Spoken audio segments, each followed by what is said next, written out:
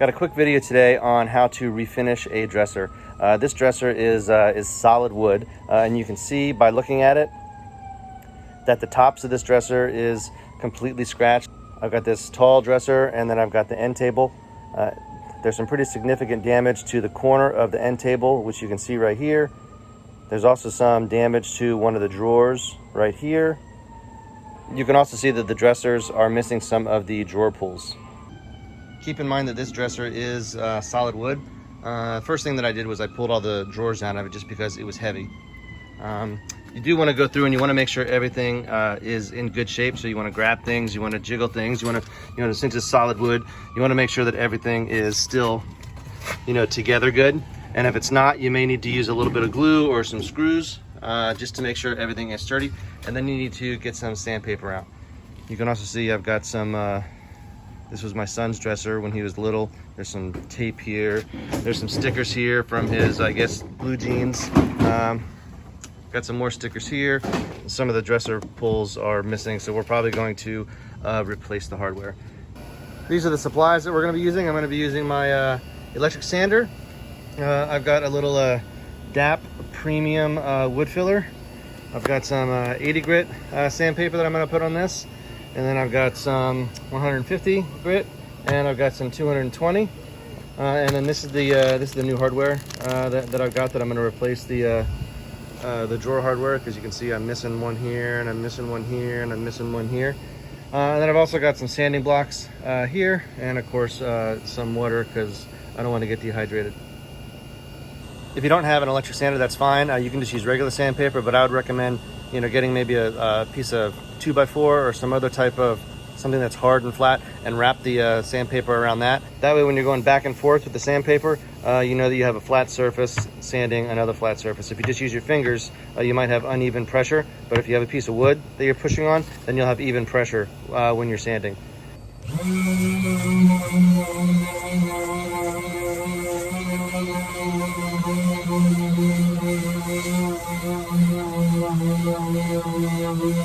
Here we are after one coat. Got plenty of sawdust. It's way smoother than it was, but you can see there's still some of the original finish on here. So you want to keep sanding until all this finish comes off. And you can see that, my son dug with the knife or something in here, so I'm definitely going to have to do a little extra work there. So let's continue with the, let's do another coat of the 80 grit, and let's see what it looks like.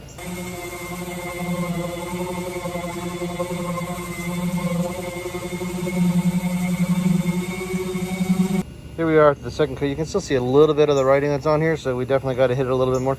I did have to use a little bit of elbow grease over here as opposed to the rest of it. Most of the original finish is off by now.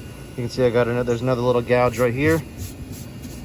And see all this sawdust that I'm wiping off?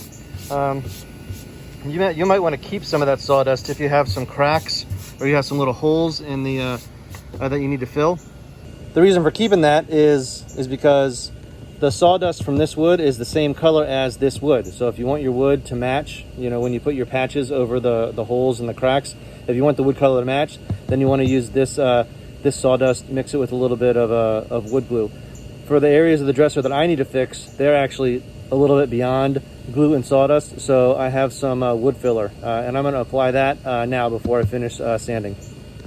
You can see here, this is my dog at one point. Maybe my son dripped something on here, and my dog thought that this was a dog treat, so my dog started chewing on this guy right here. So I'm going to have to put some of this, where are you at? This DAP wood filler on there. And I got the same issue here on the corner of this the end table here. So I'm going to put that on there before I start sanding anything, and I'm going to let that dry. So let's put the wood filler on. So I've got two blades here. I got this little 1.5 inch one, and then I've got a bigger one. But let's start with this smaller one. I think we can just spread it on here, and a little bit on the top. Then we're going to need to let that dry. So let's give it a go.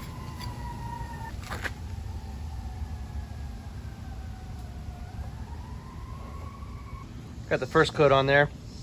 Got it on there pretty thick. So I'm gonna let this sit for probably 2 hours before I start to sand it, and then I will have to put at least one more coat on there. Same thing with this one right here, because I guess you don't want to just this one's dug in pretty hard, so I don't want to put a good 1/2 inch of this on there because it's never going to dry. So I've got this gobbed on there pretty good. So, and it's probably going to take me about another 2 hours to finish sanding this guy down. So once I finish sanding this guy, I will go ahead and I'll check the dryness of the filler, and then we'll move on from there. In the meantime, you can see there's stickers here. I need to pull the stickers off. There was some stickers on the top too that I pulled off before I started sanding. If you don't pull the stickers off beforehand, it's going to gum up your sandpaper, and you're going to have to change your sandpaper a lot. So let's take the sticker off and let's finish sanding. Another quick update: I stuck it up on some sawhorses so I could get the sides and the top. So again, this is 3 coats of the 80. I did the 80 3 times, and I've done the 80 1 time here. The first coat of sanding is definitely going to take the longest, but after I've got everything done, I'm going to go over it 3 times with the 80. And once everything is done 3 times with the 80, I'll go over everything 3 times with the 150, and then I'll go over it probably 2 times, maybe 3 times with the 220. But using the 80 grit sandpaper is really when you need to use the most muscle and you're going to sweat the most. The rest are going to be pretty easy. Now I'm going to hit it with a little bit of compressed air just to get all the dust off, and then I'm going to jump up to 150 grit.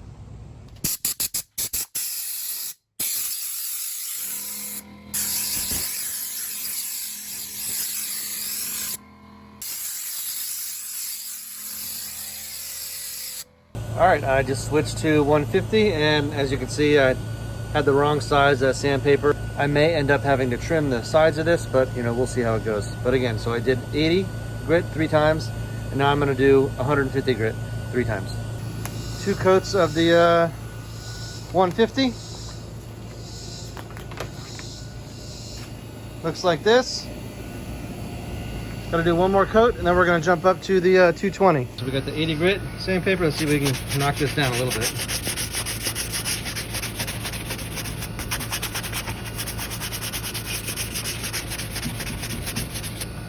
That looks way better, but as I said before, I'm definitely gonna need to put another coat of that on there, but it's coming along nice. Here we are. She's completely sanded down with the 80 grit sandpaper, and then the 150 grit sandpaper, and then the 220 grit sandpaper. I wiped all the dust off of it. I'm going to use some of these mineral spirits. I'm going to wipe it all over the entire dresser with the rag. Once it dries, we're going to stain it. There she is, all wiped down and ready for the stain. And just a reminder, this is actually what it looked like. This is the end table, which I haven't done yet. And this, I put a little second coat of that filler on. Looks like I'm gonna need a little bit. I missed this spot here, so I'll sand it down, and I'm gonna have to put a little more in the corner here. But we'll put some stain on here.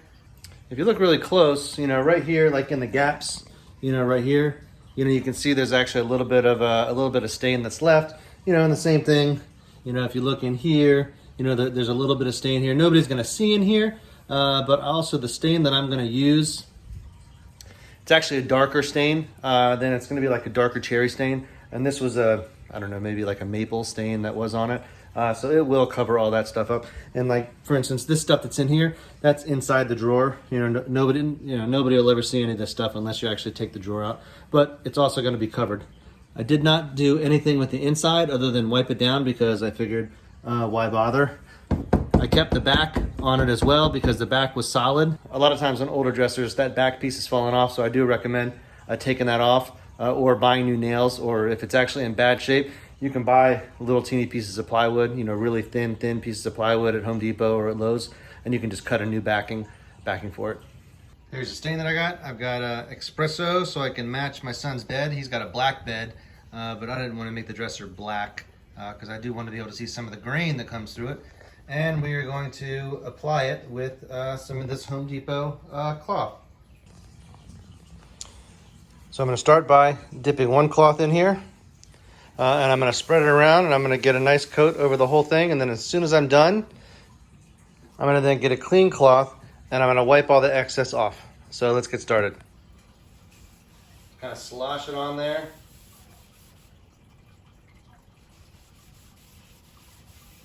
Going with the grain.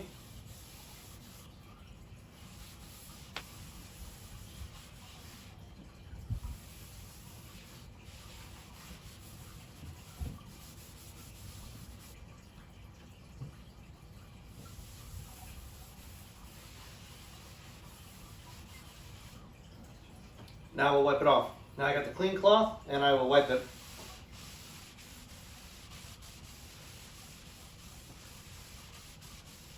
There we are after one coat.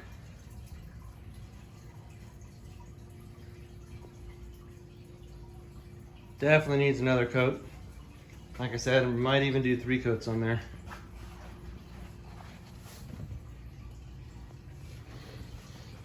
I did not do the back. I did the back edges here. And I did this, but I did not do the actual back of the board of the dresser. It looks good. Time for the second coat. First coat was really light, I think, because it's soaked into the grain. So after this one, I'm thinking it should be quite a bit darker. Let's see.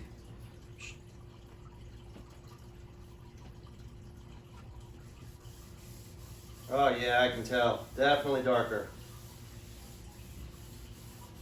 This is what I'm looking for.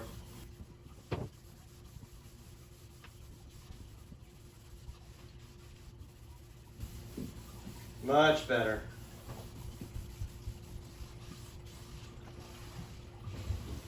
Now let's wipe it off. Here it is after 2 coats. Remember, that was the first coat, and this is the second coat. I'll get these other sides on, and then I'll show you what it looks like when I put the final coat on it. I've got some water-based polyurethane. It's a crystal clear semi-gloss, and I got a sponge applicator here, and I'm going to apply a nice even coat to this.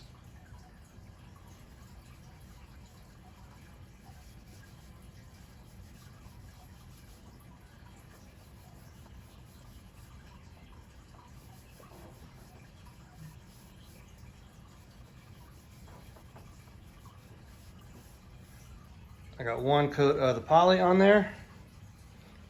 Nice even coat. Definitely richening it up some. That is the poly that I'm using right there. Crystal clear semi-gloss. Put some poly on everything. I gotta head out and run a few errands. So I'll be back in a couple hours. I will put another coat of poly on. And then I'll wait till tomorrow and see how it looks. Here we are, roughly 5 hours later on the same day. So after I put the polyurethane on it, like I said, I let it sit for 5 hours. And then I used some steel wool and I rubbed steel wool across the whole thing. And the point of doing that is because as it's sitting in my house, little bits of dust particles and whatnot will fall on it. And this steel wool, will just knock all that stuff off. You're just gonna rub it pretty gently. And then afterwards, I used some more of this mineral spirits and I wiped it down, and that's where we're at right now. So here we are after 1 coat of polyurethane. I already used the steel wool and I already wiped it down with the mineral spirits. I'm just gonna give it another 10 minutes to make sure it's completely dry, make sure all the mineral spirits is dry, and then I'll do another coat of the poly. All right, so I've got 2 coats of poly on the entire thing now. It is wet right now, but boy, does that look sharp, huh? There are some runs in the center here. I did do my best to wipe some of those runs up, but they are gonna dry clear. Back at the top here, look at that shine. And then back down this side. Again, a little bit of runs inside the grooves there, but like I said, it is gonna dry clear. I am gonna put a 3rd coat on the top, but I'm not gonna put a 3rd coat on the rest. The reason why I'm gonna put a 3rd coat on the top is because this is where most of the action is gonna be. There's gonna be change here, pocket knives here, wallets here, a lamp here, a radio, phones here, everything's gonna get dropped on this. So I wanna have a little extra protection up here. It's late, I'm gonna go to bed. Tomorrow after work, it should be completely dry, completely hard. We'll put that last coat on the top, and then we will do a little bit of wet sanding. Well, that was quite a project. So I actually have everything here completely done.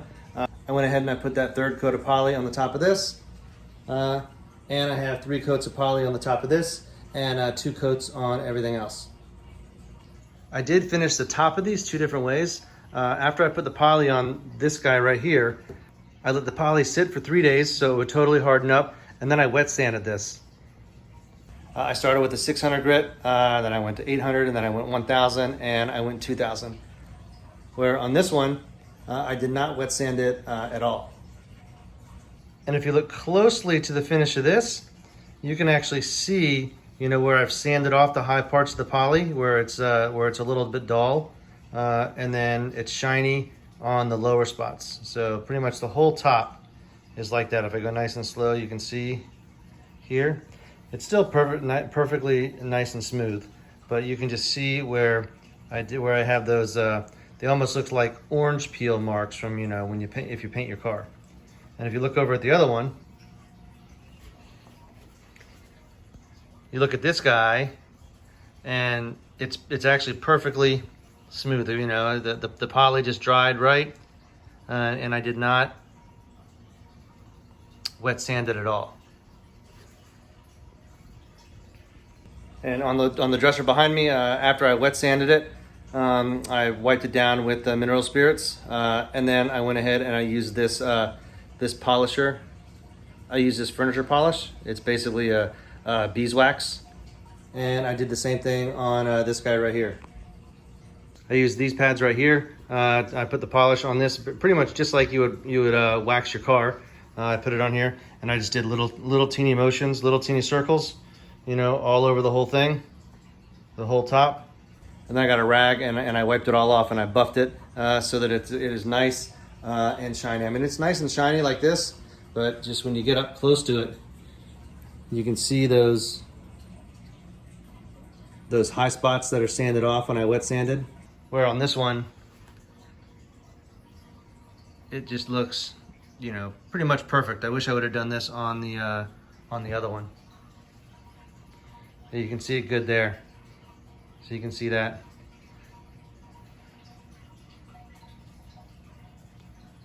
One thing I forgot to mention was, this was one of the drawers that was damaged, so I used the wood filler on here. Came out really nice, except for the color. Probably if I would have done it again, I would put some of the stain in and I would mix it with the filler before I put the filler on here. And if you look at this one, I actually did add a little bit of stain to this one. So this one's a little bit darker. You can definitely still see, but this whole corner was gone, and I had to put the corner back together. I hope you guys enjoyed watching this video. This video was pretty fun for me to do. My son actually did the smaller dresser, and I did the bigger dresser. So it was kind of like a father-son bonding activity. If you had any questions at all about anything that I did, keep in mind, I'm not a professional. I'm not a professional woodworker. I just see little projects, and I like to try things for myself. These dressers came out really, really nice, in my opinion. They actually look better than they did the day we bought them. I bought these dressers probably 18, 20 years ago. So if you got any questions at all, leave them down in the comment section below, and I will do my best to answer them. If you did enjoy this video, please give it a thumbs up. And if this was your first time to my channel, please subscribe. Have yourself a great day.